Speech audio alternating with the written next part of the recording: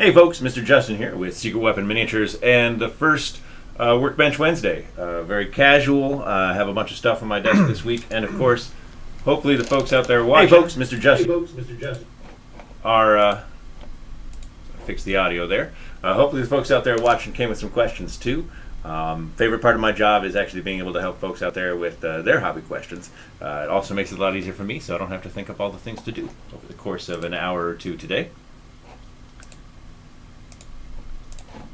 So, let's jump ahead and get started. Let me get the keyboard out of the way. Some tablescapes I've got here.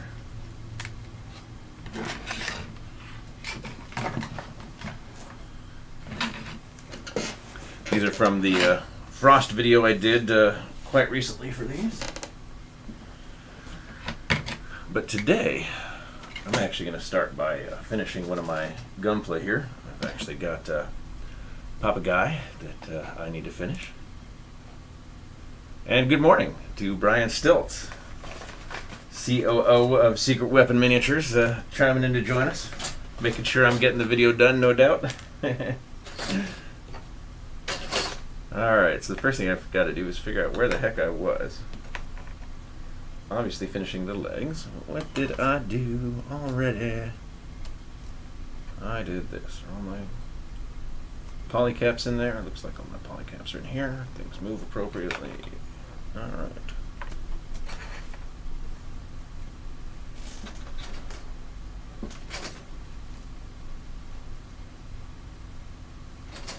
P9.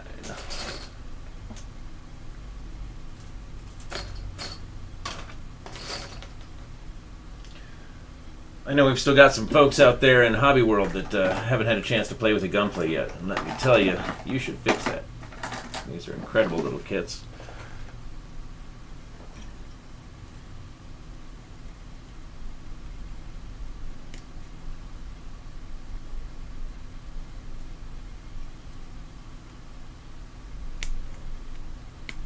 Entirely snap together and posable to boot.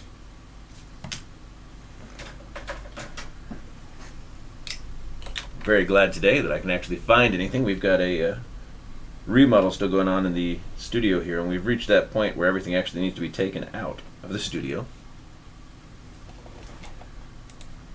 Not ideal when you work from home.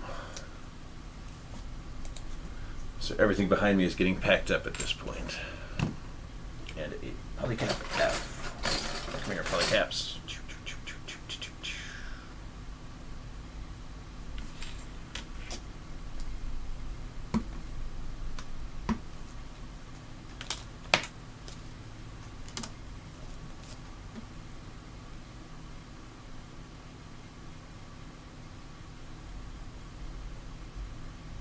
We've got more folks joining us for the live broadcast. Hello, hello. Welcome, welcome.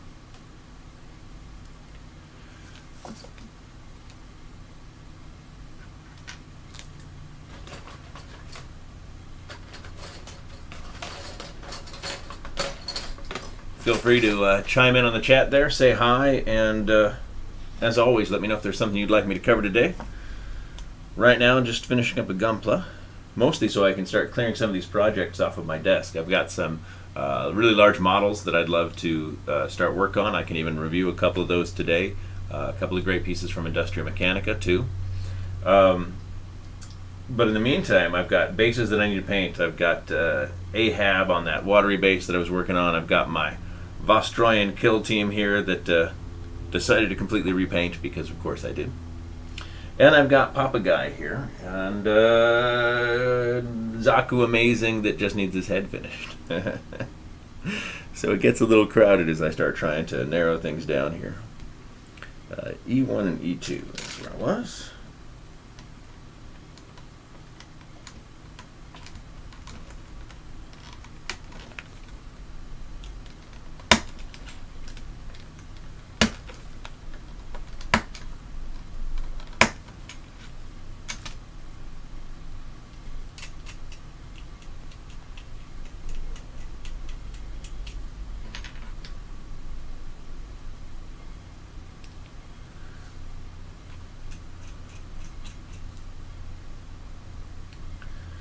ETA on the gunpla paints. That is a great question.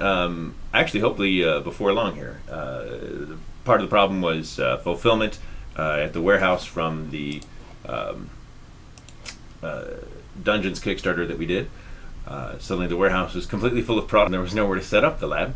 Now that we have room to set up the lab, we actually have been waiting for the weather to break and the air to clean up a bit so that we could open up the warehouse, get most of that product out, set up the paint lab, rearrange the warehouse, new pallet shelving. It's going to be great. But yeah, we've been waiting for the weather to break and the air quality to improve. Hopefully any minute now. Believe me, I want to get in and do the paints. We've got some other paints in the work as well. Going to have a line of 12 colors launch at the same time as the first 30 of the gunpla colors. So yeah, lots of fun stuff coming on the paint side just as soon as I can get in there and get to work. But alright, back to gunpla here. Oh, and I need a D1. I'm getting distracted. What are the odds of that?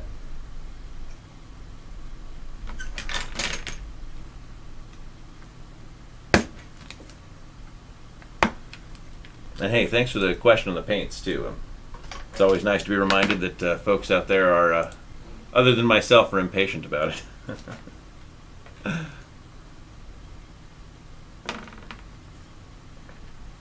Alright, so what was I doing here? Yep, doop dooby dooby doop. Yep, doop dooby dooby doop. Mm-hmm. Mm-hmm. Mm.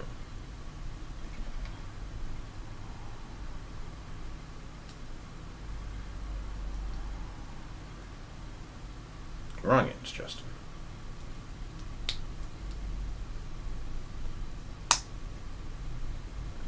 There we are. Get that all tidied up. Hey, and hello to Jessica Rich joining us today. Thanks for coming.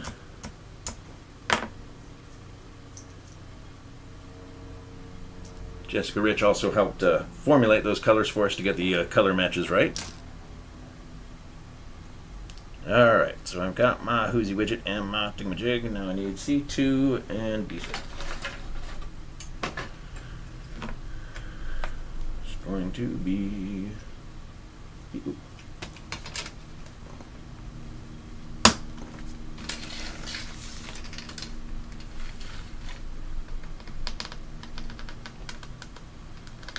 Alright, I need to get a new blade on that one.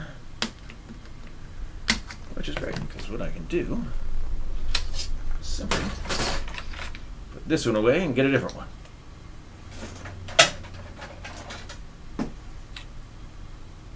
But not that one. There we go. Alright. 7.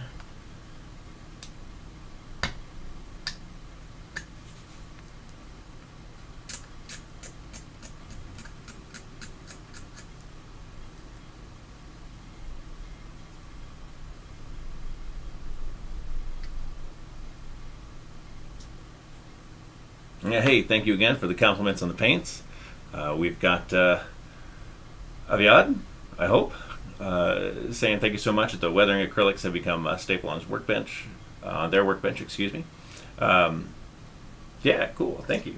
And yeah, I've been surprised at how useful they are for flesh tones too. I know Jess was the first one to tell me about that she was using the exhaust rust as a flesh highlight, and I think that's really cool. Produces a really neat result and something that, yeah, I certainly wouldn't have thought about.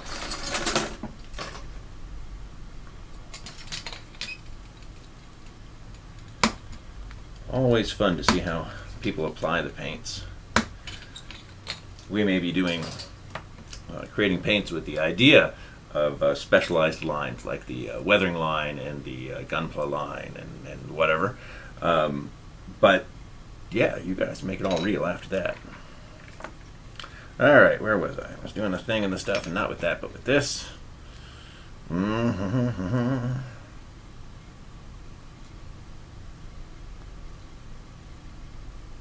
been too long since I've built a barracuda.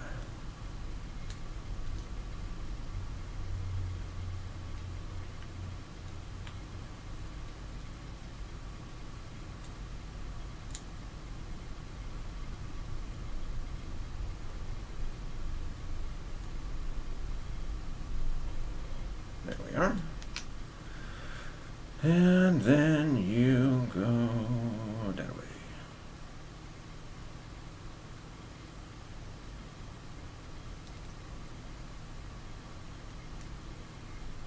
Right.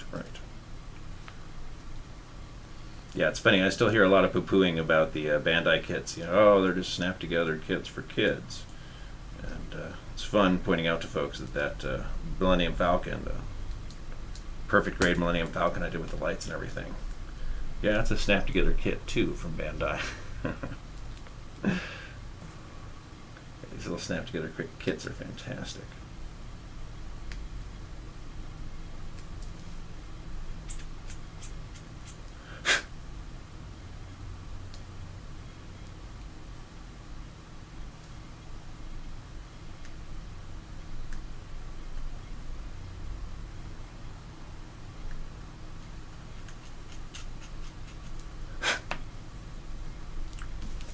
Alright, now I'm going to need B2. Doop, doop, doopy, doopy, doop. And one of the big ones.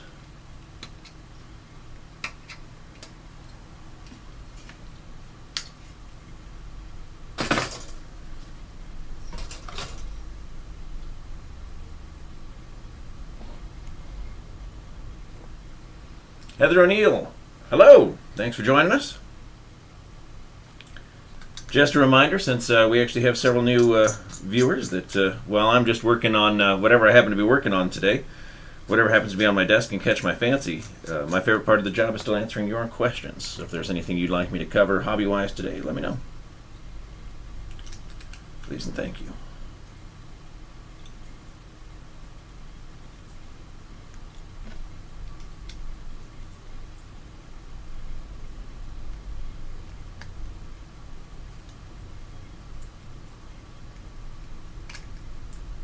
Get in there.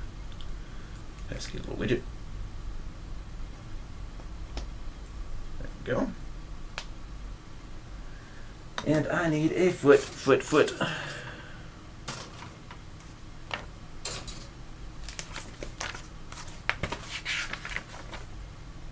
Except that I didn't build the feet yet.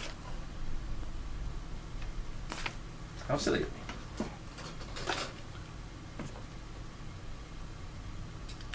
Alright, let's see here.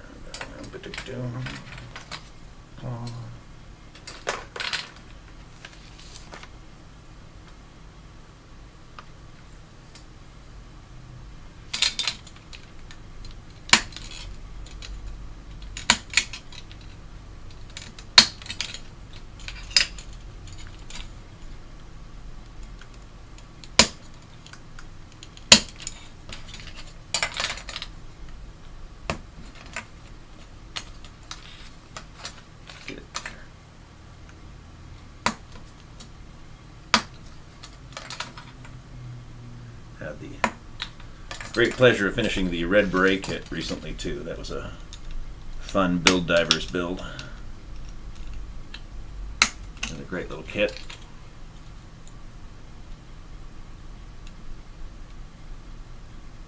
And hey, Liberty! Thank you for joining us too. Yeah, we've got a well-known crowd today.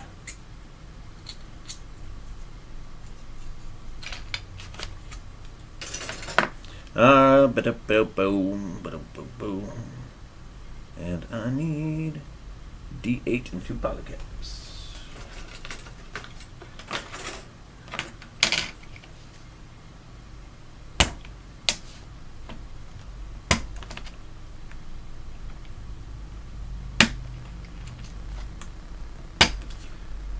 Yeah, I'm not sure which of the projects I'll get to after this. I'd like to get back to work on Ahab, actually. I think I'll start putting some cotton on that base, but that would mean finding my cotton batting. I actually don't know where it is. In the midst of all of this, should still be in my drawers, but that doesn't mean much right now. Alrighty, let's see. Those are 2 polycap ends. Just going to try and move the camera to get better light over here. And that doesn't mean much good.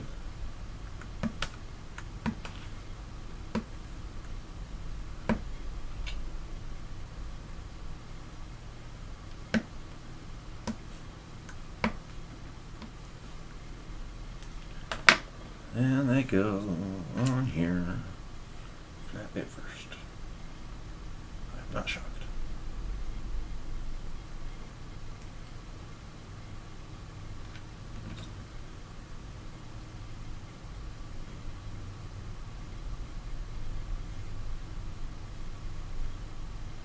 All right.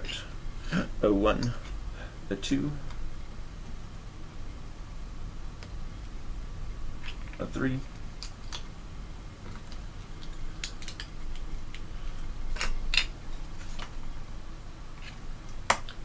So if there's anyone out there that hasn't had a chance to play with one of these yet, well, I do mean play.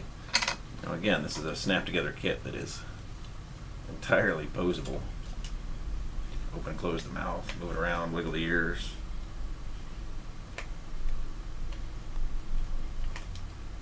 And of course, you know, it's a bear with a mustache and a top hat and a cane. How could you go wrong?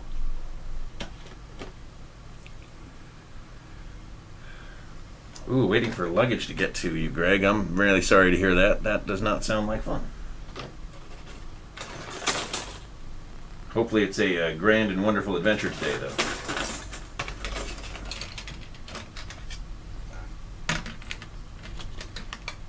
Nope. Too many tall pieces.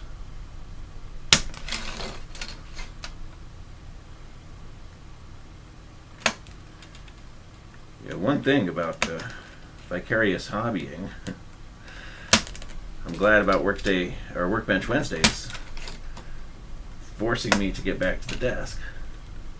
Otherwise, I would probably be sculpting bases right now for work. We've got a new theme we want to release in October, and I'll be cranking those out as quickly as I can, but it's nice to have an excuse to say, you know what, I don't have to make bases all the time. I can just fart around with my gunpla today, and hey, call it work.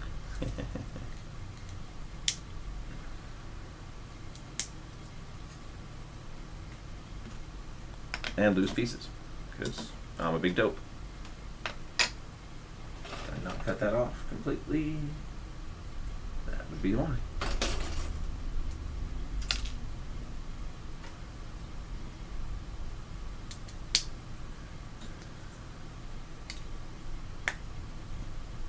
Voila. One down.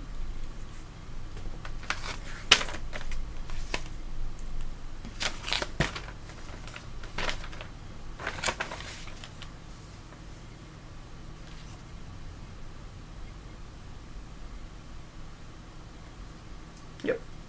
Just making sure. All right. Let me get to the other leg.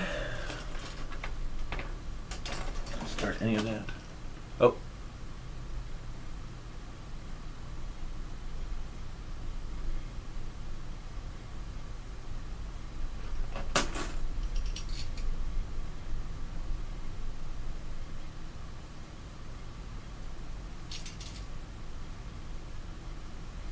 That's why I can't find those pieces. I already did that part of the leg. All right.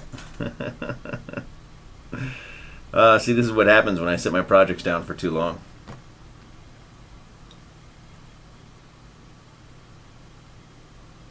All right, that's where I was at.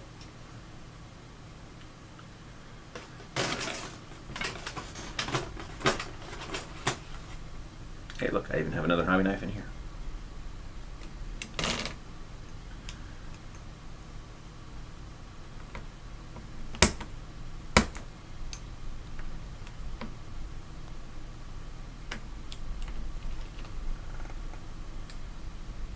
Hello, Jeffrey. Welcome. Thanks for joining us. Oh yeah, we've jumped up in numbers here. Nice to have company.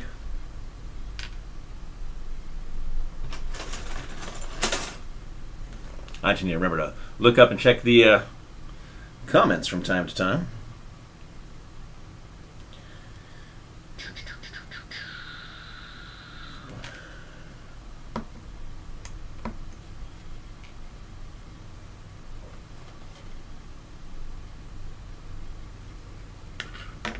If you're base coating 40 guardsmen, I'm going to recommend rattle cans or an airbrush, of course.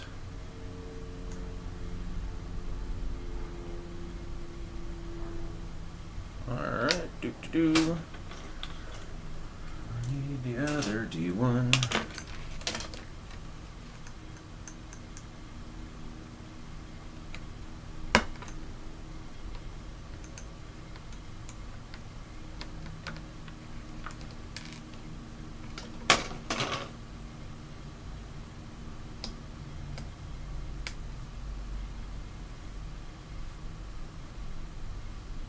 And hey, Jeffrey, you're welcome. I'm glad I can keep you entertained on your slow day.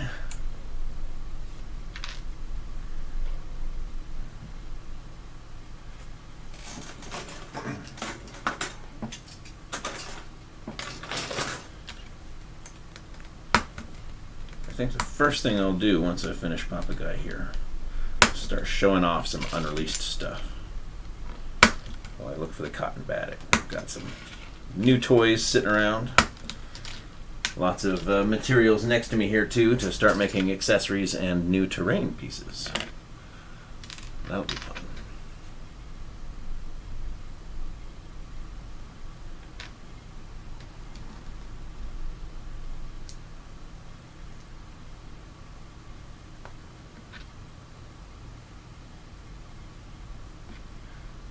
I've got a bunch of accessories in the works. I'm actually waiting to hear back from Sandy today, our production manager, what the status is on a set of Asian accessories. I've got some tatami mats over here that I'm doing for an Asian interior set, and that'll be fun. C2 and B7. We'll get both of these off of here, so I'm going to need them both.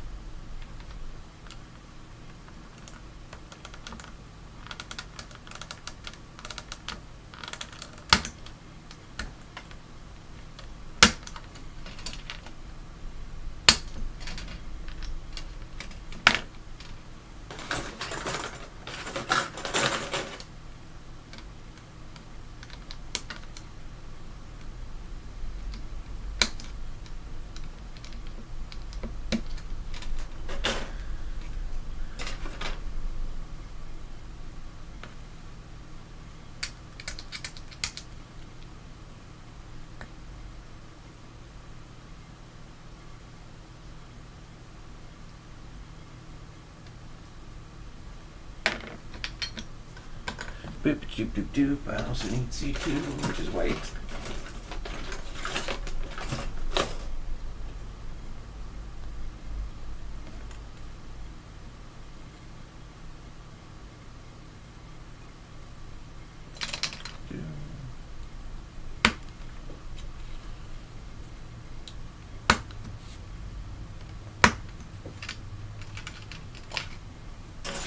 And yeah, I'm excited for those Asian accessories as well. I'm sorry I don't have samples here today. Something I forgot to pick up from the warehouse. That would have been fun to show off, even to paint. So we need to have painted samples for that one for the launch.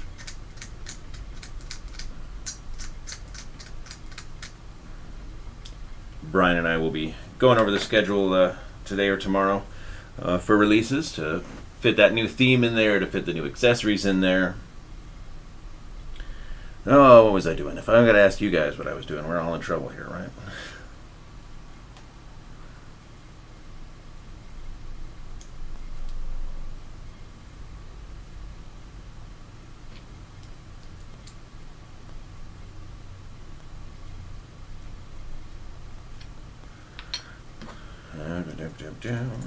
Wait, make sure I get the orientation correct, because I usually don't.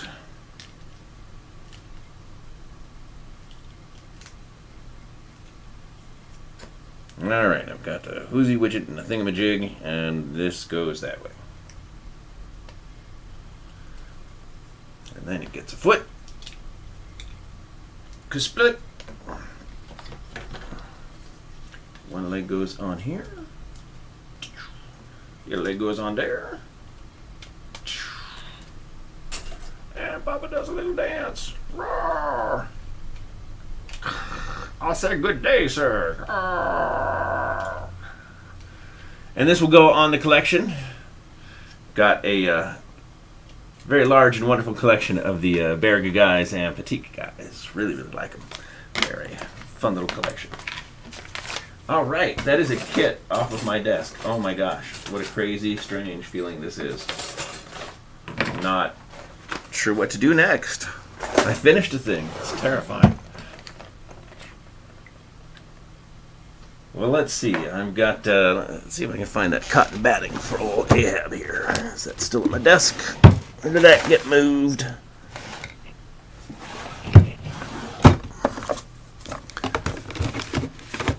Normally I have all of this stuff right here at my desk.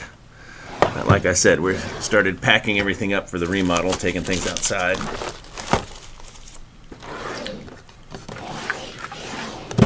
And I don't have the cotton batting, so I want to be working on Ahab today. Stuff I do have there is not the right stuff. Let's see, do I sculpt those bases? Do I paint my Bostroians? I don't know. What do you guys think?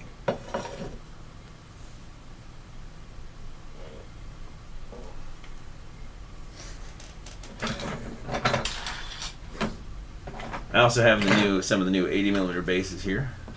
These themes have already been painted, but if somebody had a question about one of those styles or techniques for something, I'd be happy to cover that. In the interim, I'll give you guys a cool checkout here. I'm going to go just the top-down cam. See if we can get focus on this today.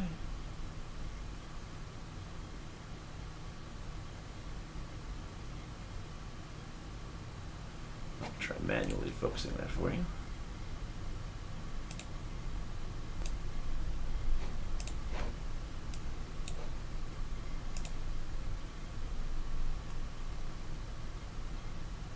There you go.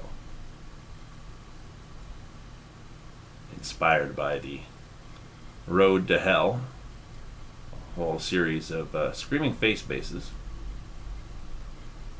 Let's get that back in focus again. Come on, focus.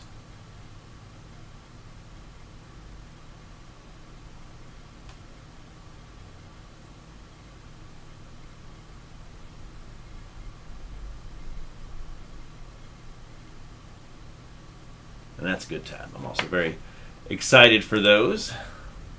Get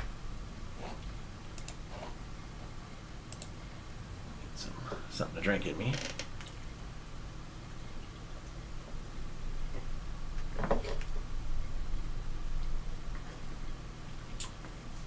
Oh, talk of my keyboard. Yeah, the keyboard is fun. This keyboard has survived, oh gosh, it must be 4 or 5 different computers now. And yeah, every time I get a new computer, it comes with a new keyboard, and of course I would never replace this poor thing. It is desperately abused. I do actually keep the interior clean. Yeah, but at this point there are actually grooves on the buttons I use so regularly, so you can actually see like the indentations there.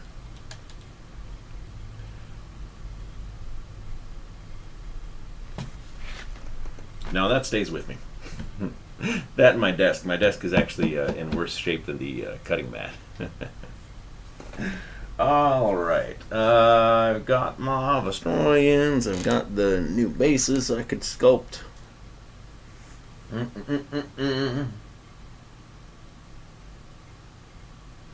What do I want to paint? I will paint my Bostroians. Why not paint my Bostroians? Unless somebody comes up with a cool request for me, I think I'll do my Bostroians for a while. I need my small palette, which is also outside. That's fine. When you lack a small palette, use a hollow base.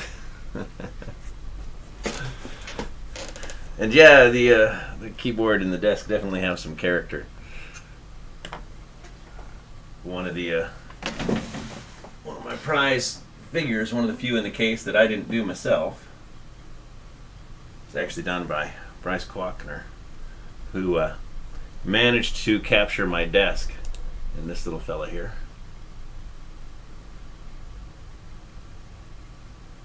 And he sculpted the 67 olds that I did. Or 66 olds, I guess it was. Come on. Come on. I know you want to.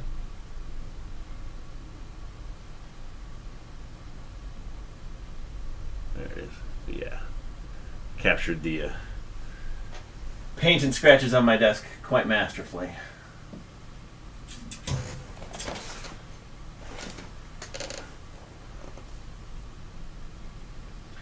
Oh, actually, that is something I can do real quick. Something that had come up. I'll wind up doing a proper video just for this technique. Do I have the first layer? There it is.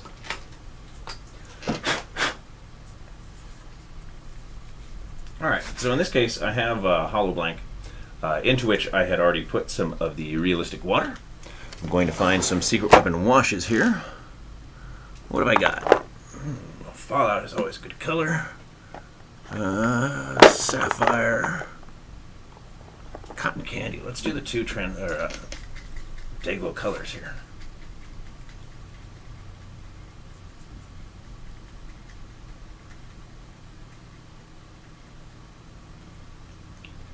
Alright, I can see having the same painting desk for close to 17 years, but the same chair?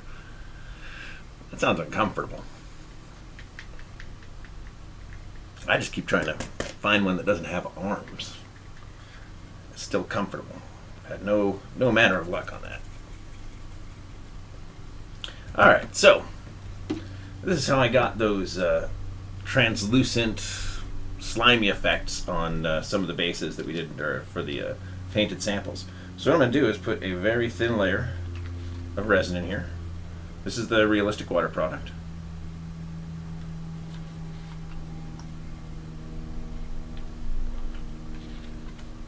And I want just enough to give me a thin coating all the way around that base. And then I'm going to take the fallout. See if it's actually going to drip for me today. Yep. And put a drop there, drop there, drop there.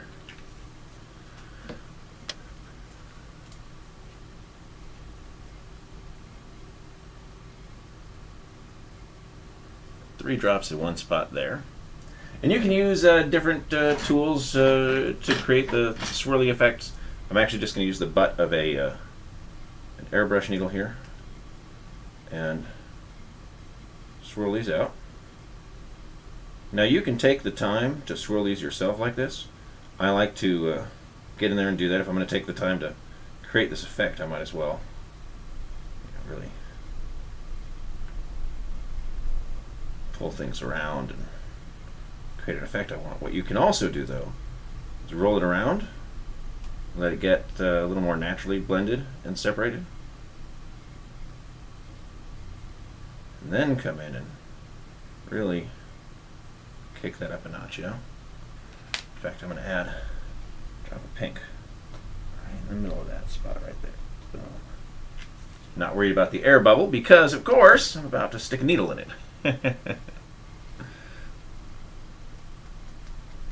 Not that it's going to care. Fine, I'll use the other end. Ooh, neat. Fluid dynamics, man. Don't worry about that later. Or leave it. That could be cool too.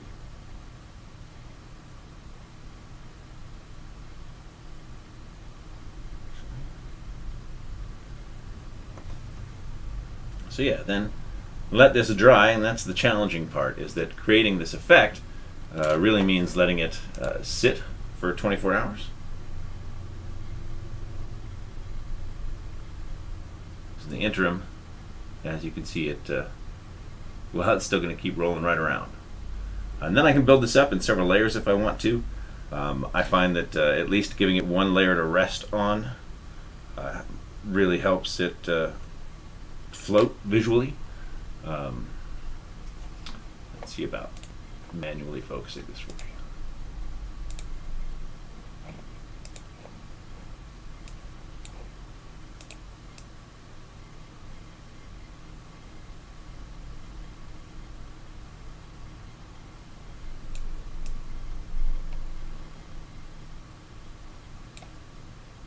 Don't like that yet.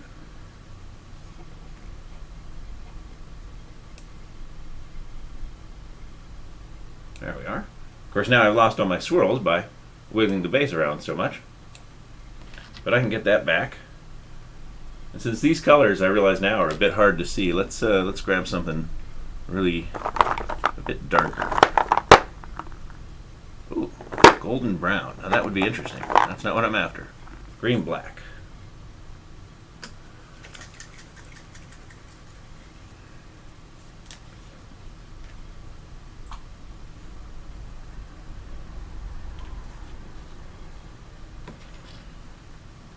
There we go. Now you can see I can pull that around, create my shapes.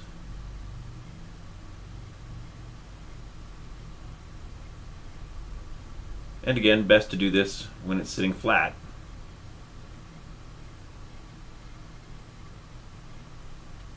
So that it can rest and cure and get you the layers and colors that you want. Speaking of which, where the heck do I put this?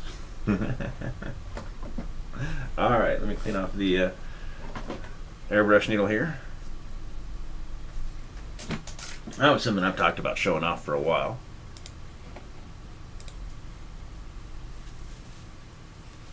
Yeah, algae's a good color for that. I just didn't happen to grab it.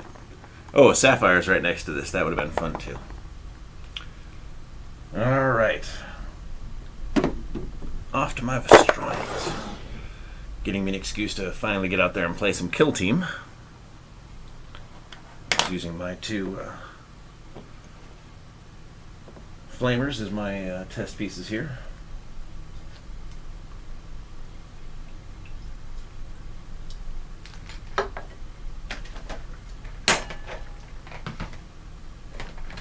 Going to need some brass casings.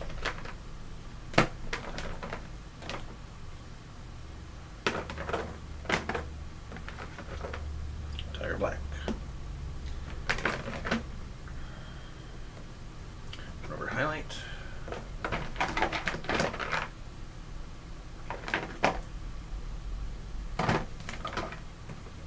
Wood. Dust. Where the heck is copper fixtures?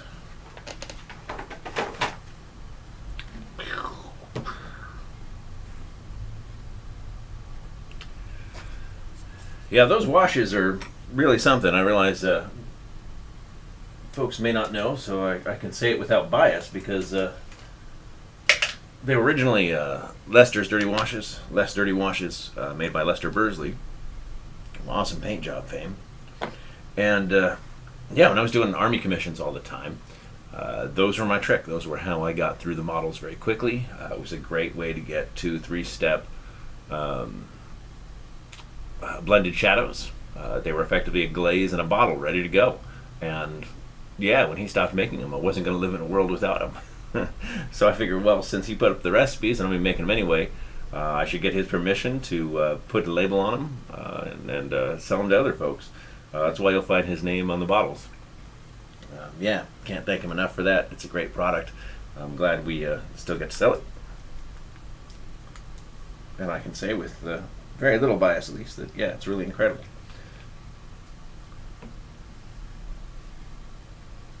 Granted, the paints are really incredible too, and I'm definitely biased about that. In my highly biased, one-sided opinion, these are some of the best paints on the market.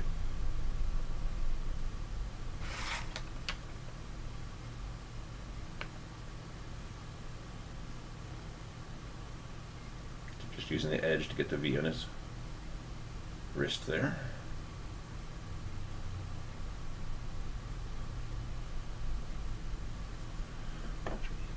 This guy has it.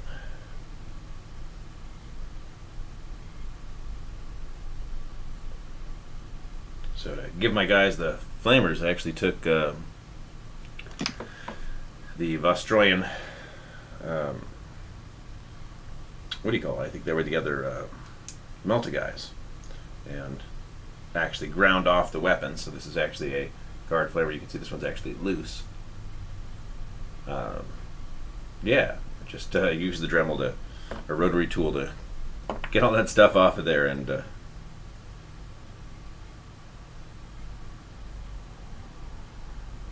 let me turn him into a flamer unit. Yeah, it's actually it for my brass. Looks like I already did all this. I just forgot. Like I said, I keep setting down my projects. Alright, tire black it is.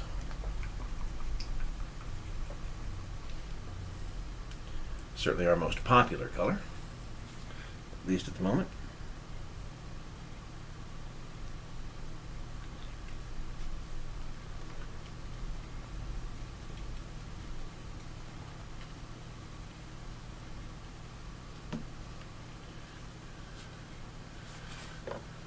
One of the best things about the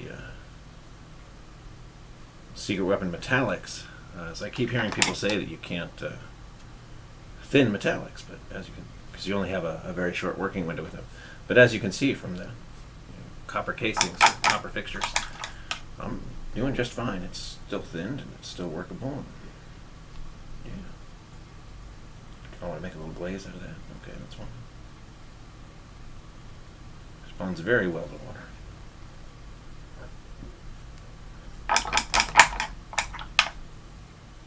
Couldn't be happier with how that turned out.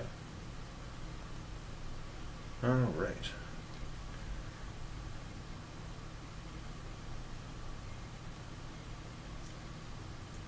Get the inside of the coat.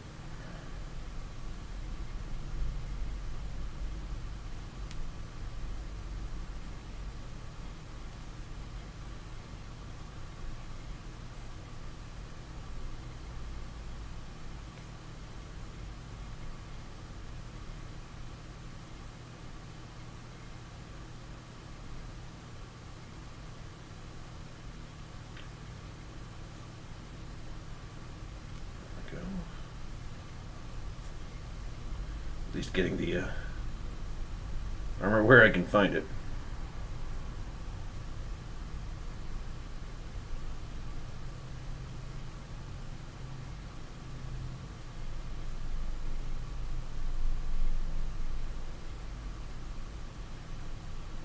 There we are.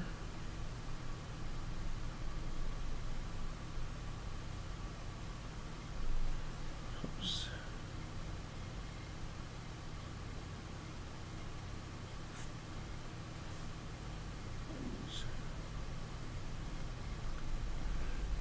Gotta take the chair down. See what that does to the camera. Yeah, still good. Let's see if I can adjust that down a bit with me.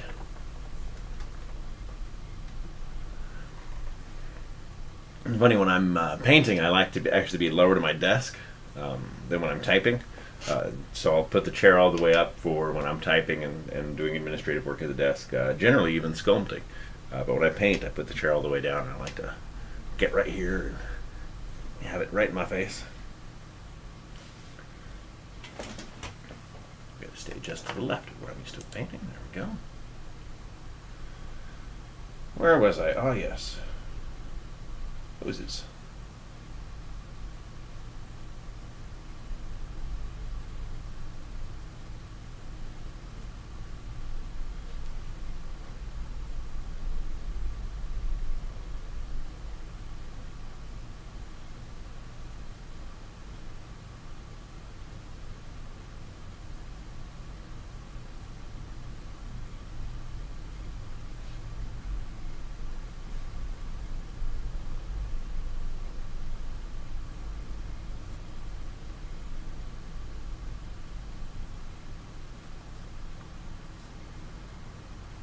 All right.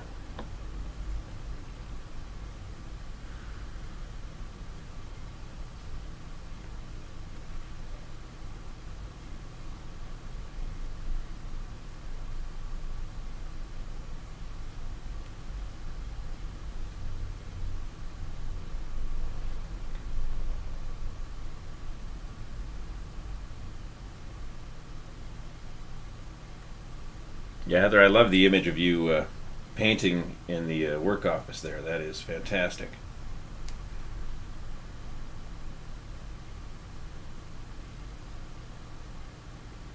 That is something I was not doing at my oh no, you know what, that's not true actually. My last office job, I did paint in the office on a regular basis, but I had a private office, so nobody really noticed.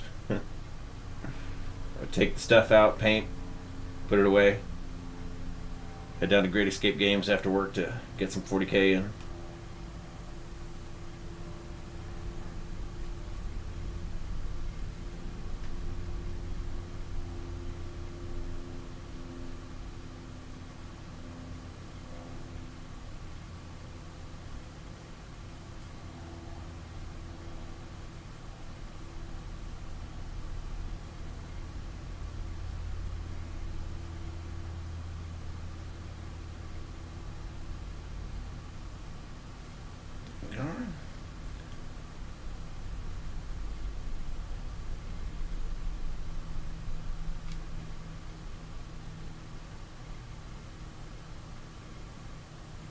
Well, Brian, I'm sorry to hear that your chair doesn't go up and down anymore. When you get to California, we'll have to get you a shiny new chair.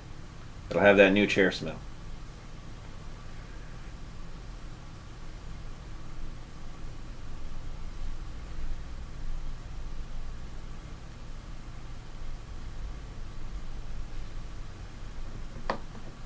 Mustn't forget the fuel hose. Must remember it.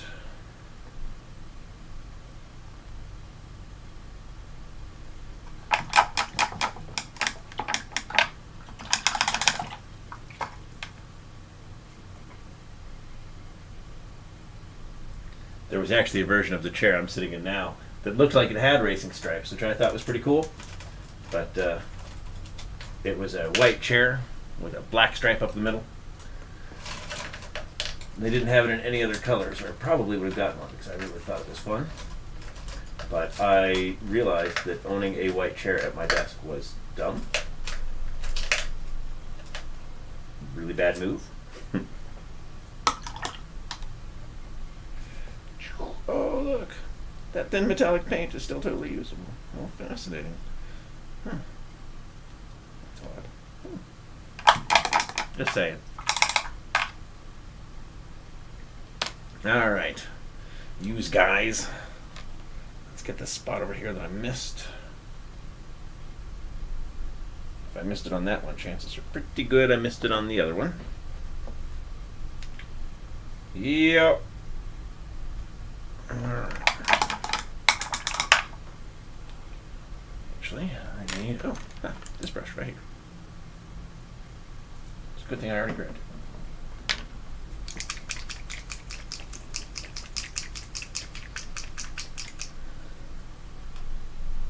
Rubber highlight action.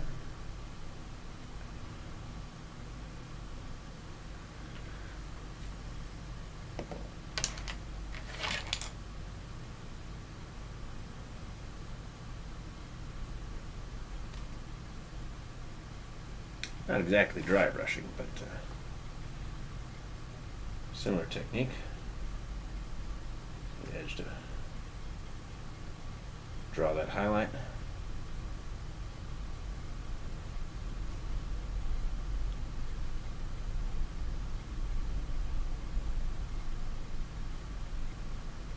There we go. Just pulls out that little highlight.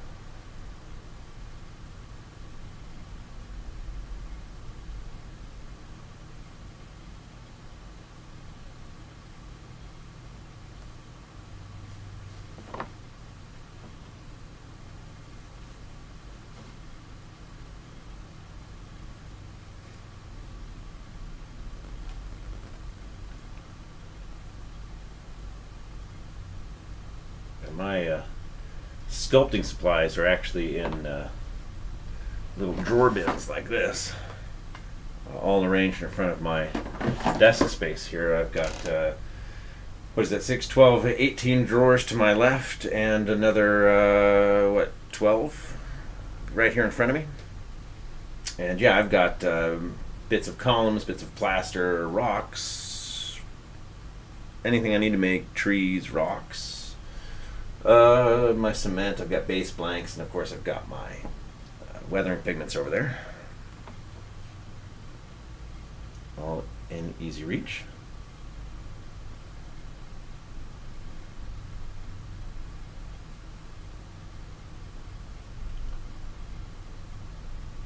Am I going to do heat effects on the flamers? That's a good question. I don't know, probably. I will certainly blacken them, but because they're bronze tips, I'm not sure that I'll do the heat effect. But we'll see. I do enjoy doing that, so makes it more likely.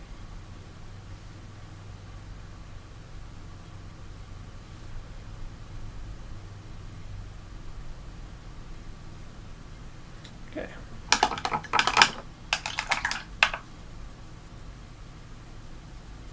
Yeah, using the drawer system here to sort stuff is great.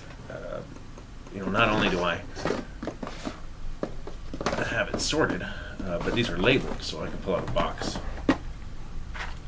like this one, full of rocks, and it's labeled, and I can look forward, and I can simply look around my desk, see what I'm looking for, find it very easily. Of course, I hid the, there we go, label with the corner screen. And another nice thing is because they all match, I made a point of getting the same unit. I can also just swap drawers around between projects. So certainly I've had it happen before where, like at the moment, the drawers right here to my right, these 6 drawers, are normally what I use for immediate needs.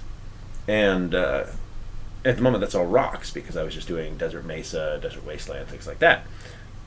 As I change to the next project that I'm actually doing sculpting for, yeah, I'll swap out those drawers for something else and put the rocks either over here or into the giant stash of them I have in the garage as well. There's probably another 36 drawers out in the garage, and that includes LEDs, it includes, yeah, anything that I would use for model making, with the exception of plastic art. And plastic art is all sorted or about to be sorted into a series of 5 finished drawers, so that I can put first dividers into those drawers, then sorted into thicknesses and types and styles and all of that. Because I use a lot of plastic art, and I have a lot of plastic art.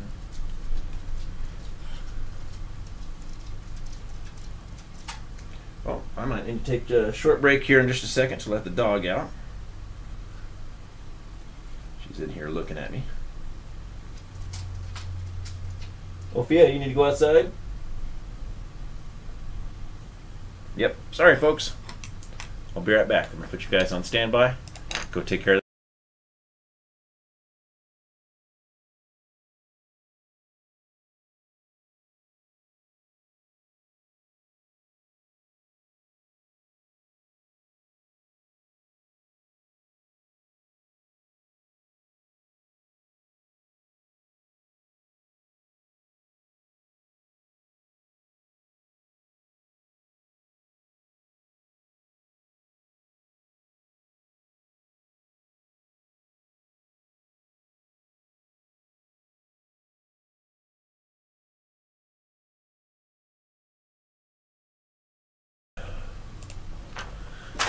Alright, back to it. The dog actually tricked me. Did not want to go outside. She wanted to play. Sounds great, but has to wait. Alright. Let me highlight these hoses here. So this time I'm using the edge of the brush for that highlight. I'll come back with a brighter one using just the tip.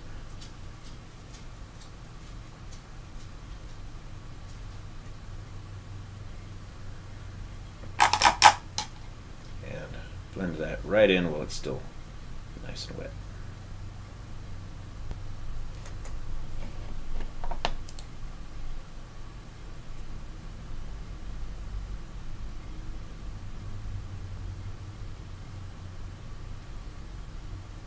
And yes, organizing does definitely reveal that you have room for more stuff.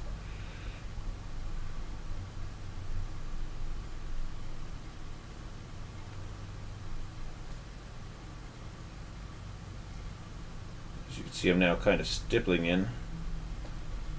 Little final highlight there. Little run to wet blend it. Stipple, stipple, stipple.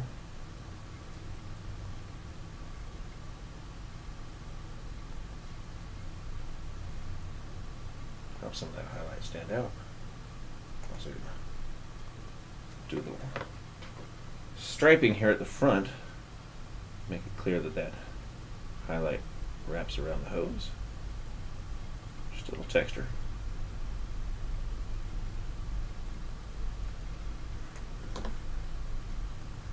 And that's good to go.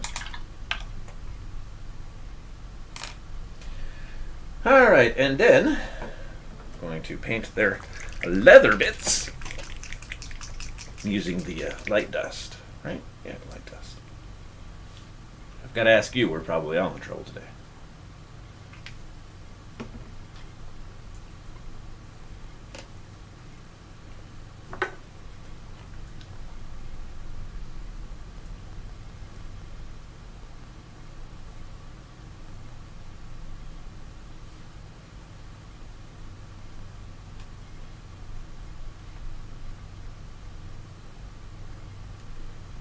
And of course, this is a mix of urban rubble and urban streets bases. And I will cover it in snow and mud and ash and whatnot. Give these guys their dirty boots. Gots to have the dirty boots.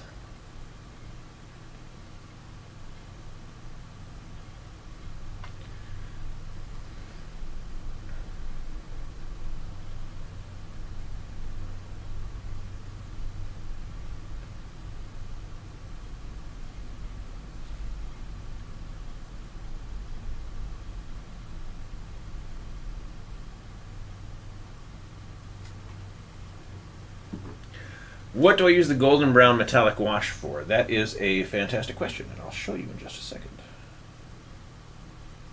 That is one of the colors I developed for the line of Secret Weapon washes. Lester had given me, I think, 24, and I wanted 30 for the rack. So I did the last 6, like Fallout and Cotton Candy and metallic brown. And yeah, I'll show you what I used that one for. That was one I developed specifically, again, for my army painting style and techniques. Let the other guy's leather wait for a minute, because I need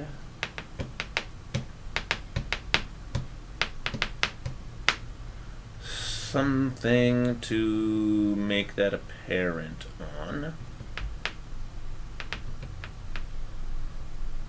I always have a Space Marine like sitting around my desk that I keep throwing paint on, and of course right now I can't find that Space Marine either. What do we got? What do we got? What do we got? Oh, here's a Space Marine. What are you? Ugh. What have you got that I can demo this on? Alright. Do it on the backpack there. So I'm going to take a silver.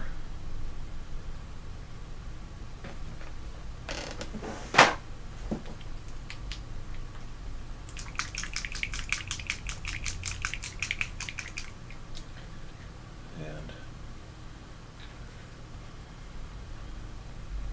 paint a couple of spots on this fella here.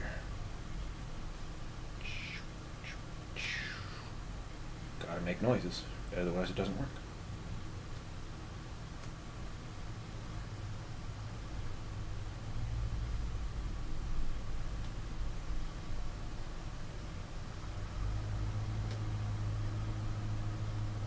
So I've just thrown some engine metal into this section of the backpack. Alright, so that's going to be shiny and silver, and we'll come back to that in a minute. In fact, I'll find my golden brown wash again. I know I had it just a minute ago. It should be this one. Close. Golden brown. Doesn't need to be shaken up very well anyhow. It's been so long since I've done army painting that I haven't used the Secret Weapon washes recently. They will certainly get some love on my Vestroyans, though. Red, black, and soft body black especially. Make sure that's coming out all right. Bloop, bloop. All plugged up. That's what I figured.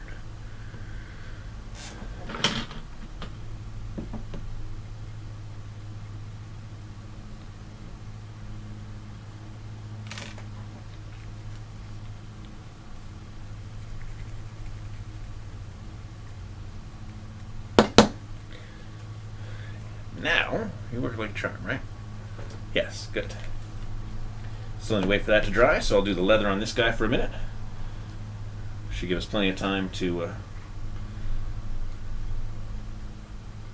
let the silver dry.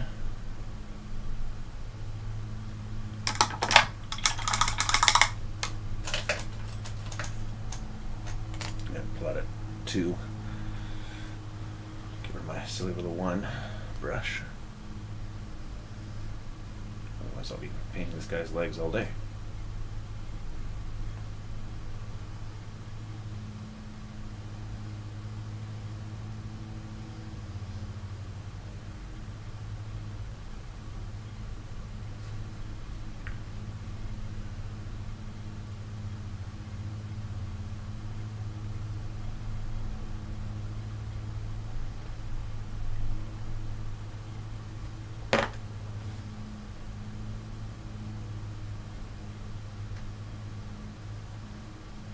And of course I'm not too worried about getting any of the leather on the base, so I'm going to paint the base again later.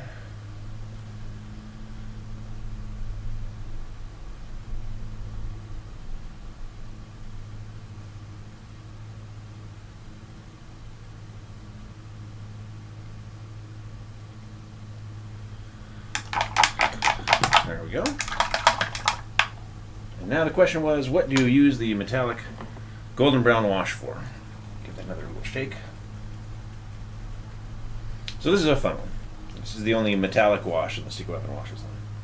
A little thin. Let me go ahead and shake that up some more.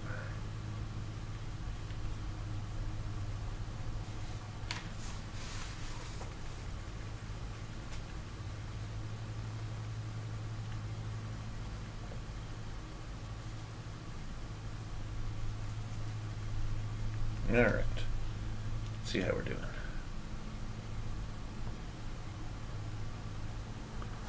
That'll do. Get a little cups.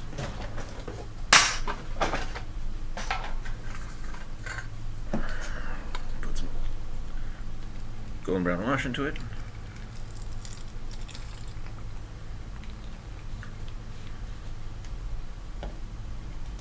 So what I can do on a silver piece like this is take the wash, and as I would with the other secret weapon washes, you know, of course, treat it as a glaze. Fill it into your corners and your recesses. Set it where you want it.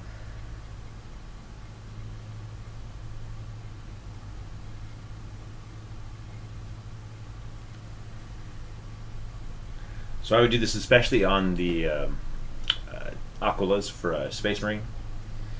Do that in dark metal, dry brush it with a lighter metal, lighter silver, and then come back with the golden brown wash in 2 or 3 layers under the wings, and it would do a good job of providing a gold shadow and that gold tinted silver highlight just by doing it up in a couple of layers. In this case it's going to be a little different because I don't have quite as much to work with. Not the same kind of detail to work with, but I'll get it into all the spots. And you'll see it in action here. And of course, if you decide you've got too much in a spot, you can always pull it out. That's what I'm doing. Right away.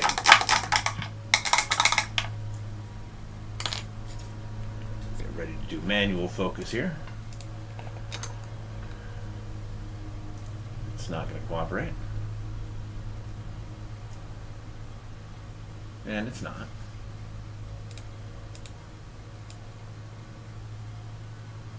So you can see right away that it's added a shiny gold tint to the whole area, and that just over that one color, like right here, you can see how by keeping this area a little cleaner, look, I can clean up a bit more, we've got that nice silver highlight into a golden shadow through all of this. So if I let this dry and I build it up over 2 or 3 layers, yeah, I get a really nice weathered gold look that can also be used to shade. So that way, yeah, I was using it, like I said, on the Aquilas of the Space Marines.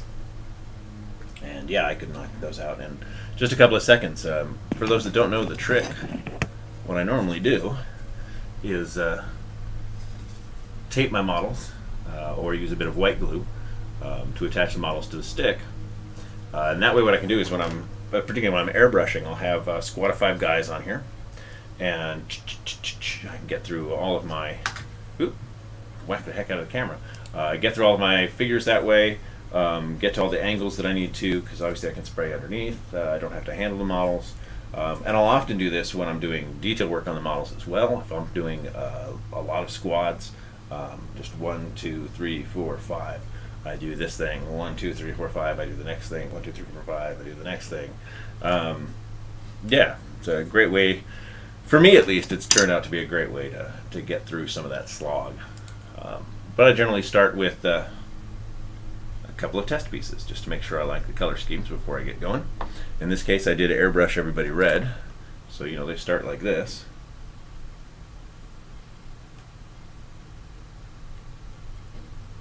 And then I'll get in, and once I've got the scheme I like and I'm happy with the colors, I'll come in and I'll attach them all to the sticks again. Alright, let's check back on our golden brown wash here. Okay, that's dry. I'm going to do another layer.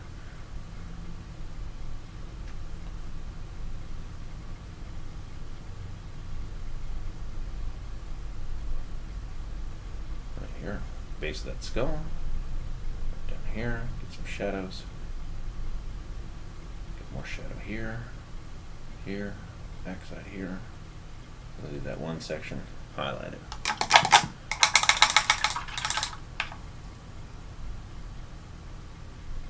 Oh yeah, I hadn't even thought about the golden brown wash for custodes. That's a great idea. In fact, yeah, hats off. That would be a wonderful way to get them done, probably very quickly. I really can't speak enough about the super weapon washes for doing armies quickly, doing squads quickly. Like I said, it's the reason I'm still so grateful to Lester for bringing him into the world in the first place. It really did change the way I painted and made my life much easier and much better. Alright, back to these guys. Alright, I was going to add a final highlight to the hoses, the flamer hoses.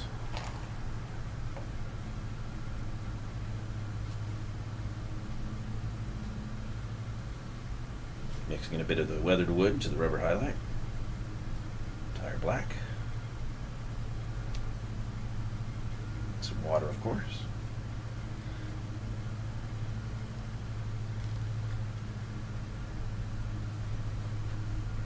And then again, this time just for texture, tip of the brush, I'm going over some of those other little dots and highlights and making it more little lines.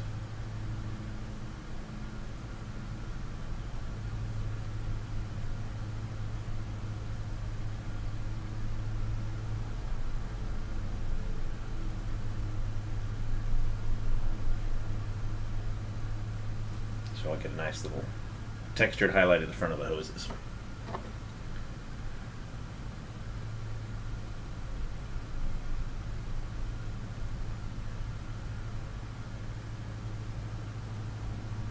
that down the front line here.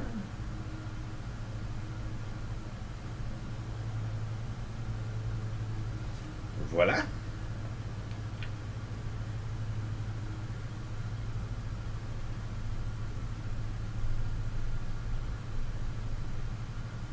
And I think except for washes, this guy might actually be done. How crazy is that?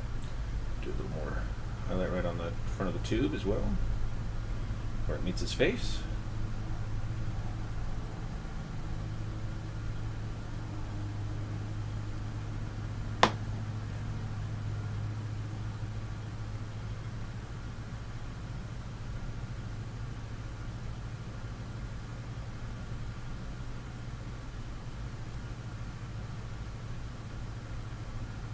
Cool.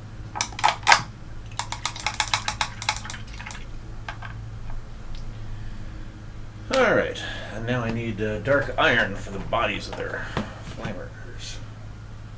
Those are not made out of fancy Vestroyan wood.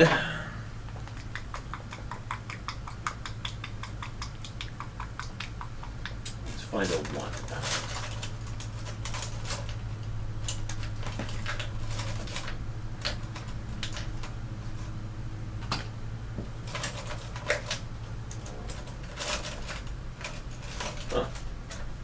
Oh, there we go. No. No.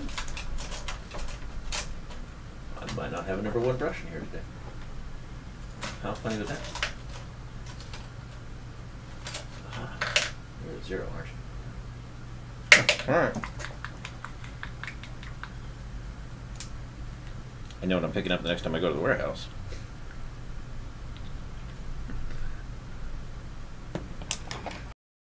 I'll use my number 2 then. It's a nice brush. Go ahead and thin this down because, you know, I can. Oh, that's nice. Anyway.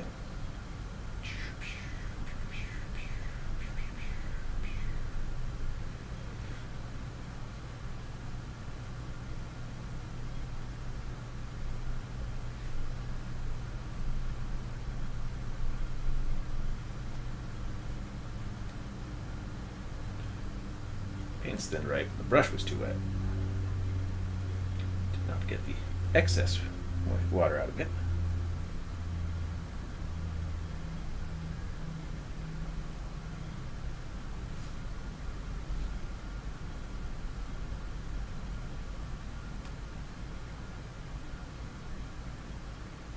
And what a difference a dark color makes right there. Particularly with that nice light texture and highlight on the hose. Really helps draw attention to that. I'll give this a nice weathered patina, weathered metallic patina. Time I'm finished.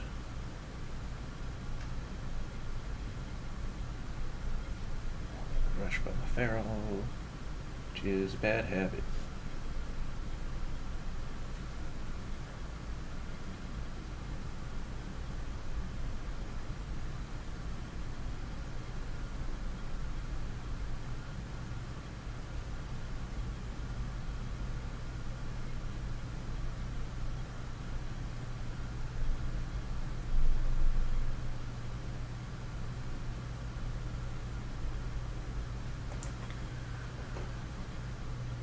As we're coming up into the last stretch of today's broadcast.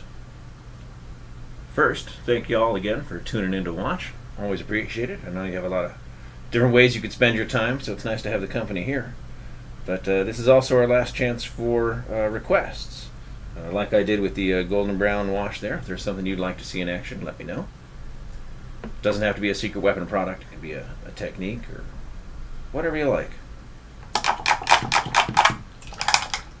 Workbench Wednesdays are all about your questions and, well, whatever wacky thing I happen to be working on myself at the time.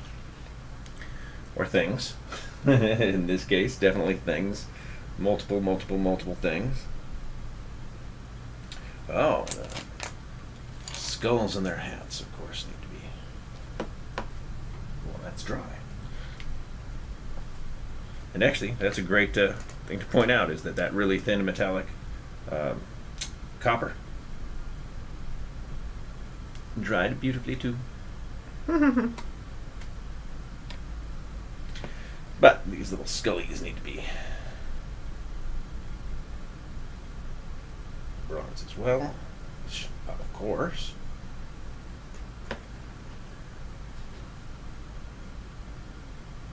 Of course, now every time I paint a skull on a helmet, I can't help but think of the Mitchell and Webb comedy bit about Nazis. Like, you know, do you think we're the baddies? The hats have skulls on them.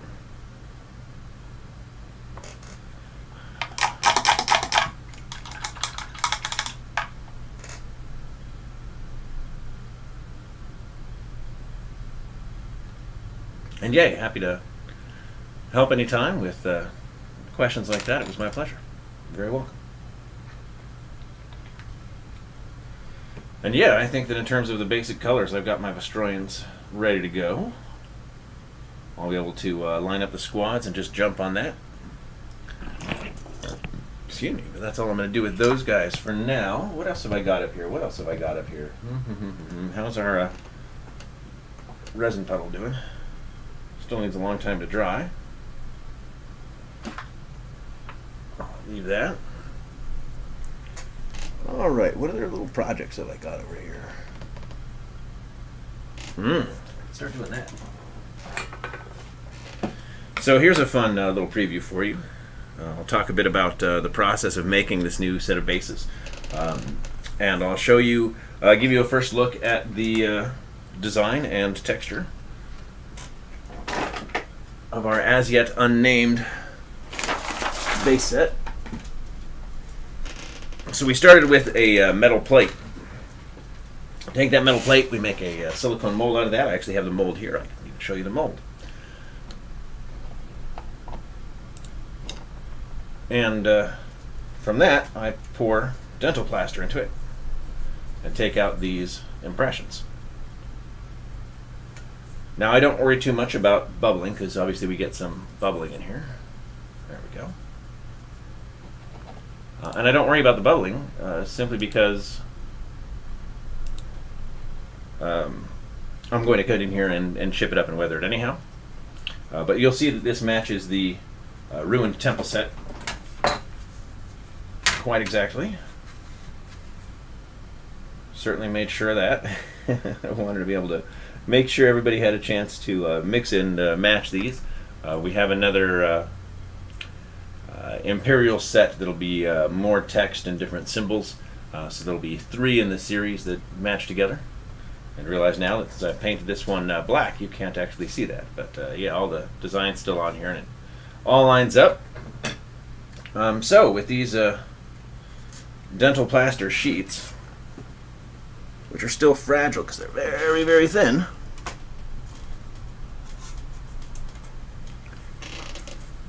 check for one that has a nice smooth back, which is not this one.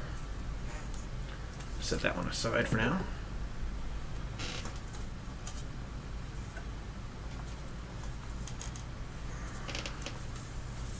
That's okay. Here's my best bet for the moment.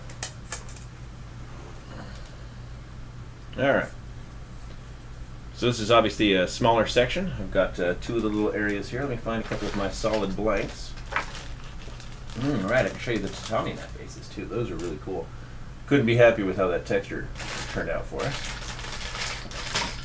Alright, let's take, here's an 80mm. So I'm going to take an 80mm, I'm going to find a nice smooth spot here, as smooth as I can get it. Now I could sand the back down a bit, and might, but again, these being so thin, well, maybe not. I can also, because they're thin, see the design, the press from the other side, so that even when I'm lining up the back here, I can decide that that's where I want the base to be. So, I'll take my glue. Wrong drawer. Ah, there's one. Thought I had one out. Oh good, it's empty. Well, at least I have a glue on my desk. One quirky thing about me and cyanoacrylate, super glue, so called, is that I only like working with these tiny tubes. Just personal preference. They don't get crunchy, they don't get the lids stuck to them all the time. Ooh, I am now covered in super glue. Awesome.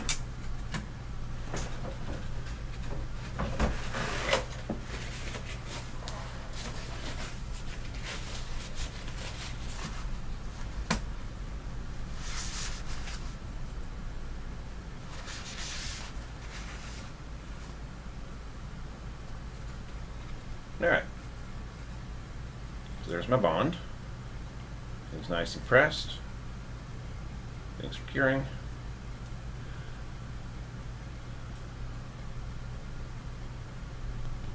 Now, some sculptors I know are very surprised when they see me work like this, because they'll raise the concern, like, hey, won't your master get destroyed? And the short answer is yes. A lot of the masters I make get destroyed, because in large part for stone textures, I like to work with the hydrocal, because of the textures I can get out of it, using the techniques that I do. I can get a nice, realistic stone texture out of it. Alright, so now instead of just trying to break that as is, since that was just giving me trouble already, broke a section off that I wanted to keep, I'll actually score it.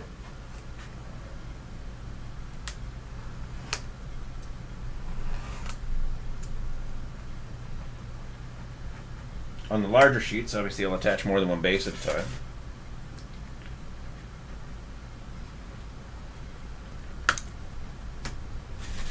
Get the most bang for my buck, since it does take time for the hydrocal to dry.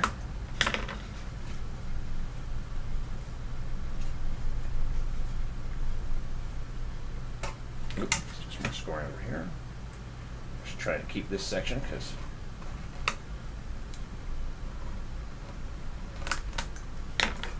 I like it and can use it again later.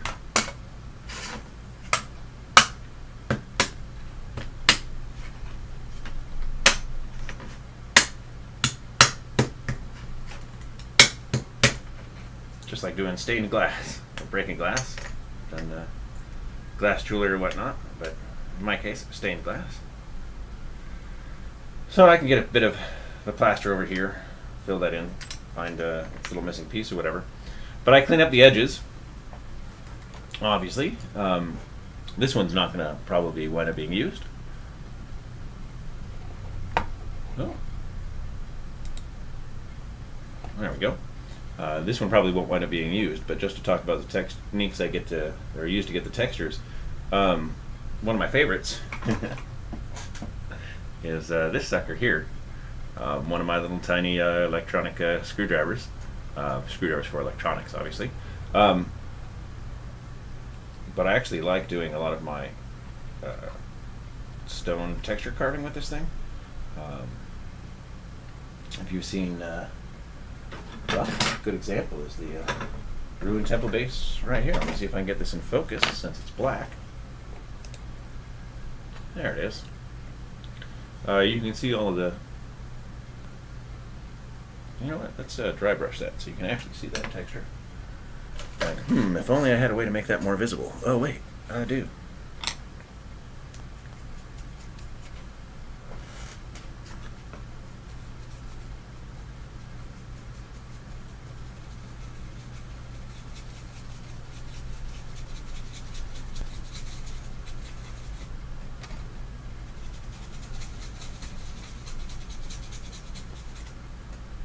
Alright, so quickly dry brushed on the texture I'm really talking about is this stuff in here. Right? I love the texture I can get at my cracks and everything. And that actually starts with the screwdriver here.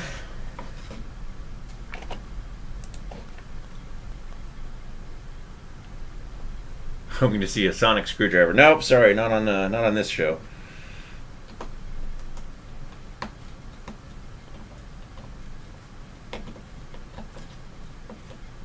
So I get that texture by pressing with the screwdriver, because it gives me that little cross shape every time, and I've become somewhat adept at rotating it to get chips in different spots and different forms of impact craters or cracking from whatever the source.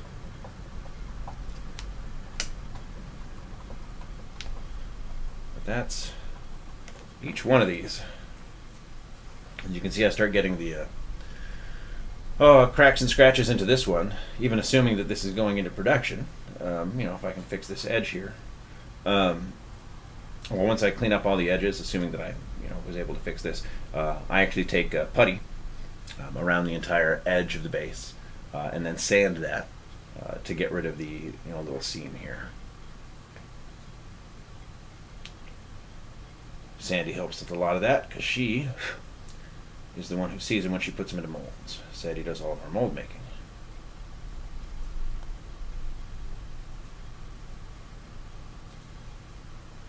But every one of these ruined temple and ruined streets bases that you've seen, if I sculpted it, this is how it was done. A lot of those were done by very talented Michael Hammett. So just saw him recently, and he was pitching me some new base ideas. So hopefully we'll have some new stuff coming from him soon too. I'm going to rough up that edge a little bit more.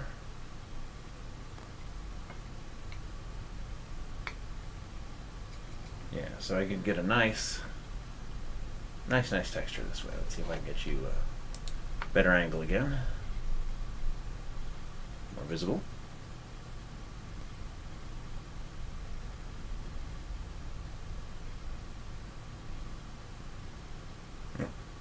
Manually focus.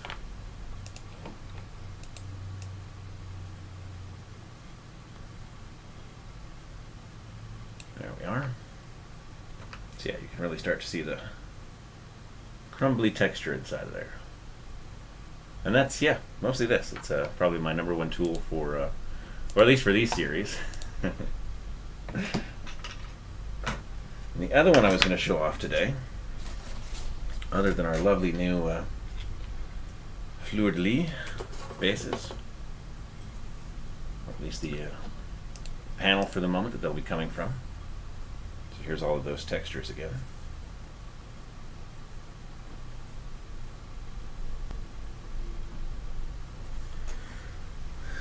Set that on its tray. And the other one were the tatami mats. That's right. I'm going to show off these tatami mats. So Nate was kind enough to create the textures for me. And we took the dimensions of a Tokyo tatami, and I don't know that I haven't used for basing yet. Turn these into 1/48 scale. Little tatami mats here. I'm going to need to manually focus this one for sure.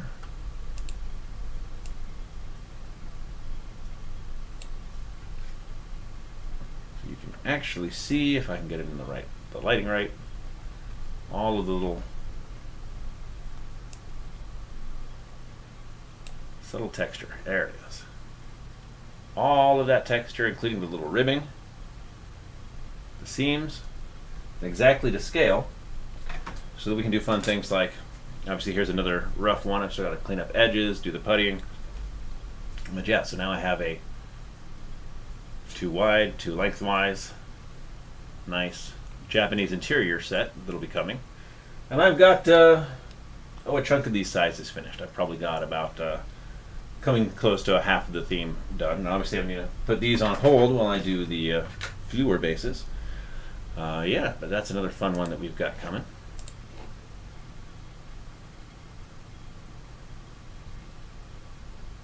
You like that I don't always center the symbol on the base. Thank you, Greg. Yeah, that would be really boring.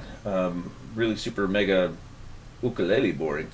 No, it's nice to have hints and a little bit of pieces out of the scene. It gives you a lot more, I think, control over creating a dynamic piece, even when you're limited to 80 millimeters and a large figure. Yeah, it just makes everything a lot more interesting.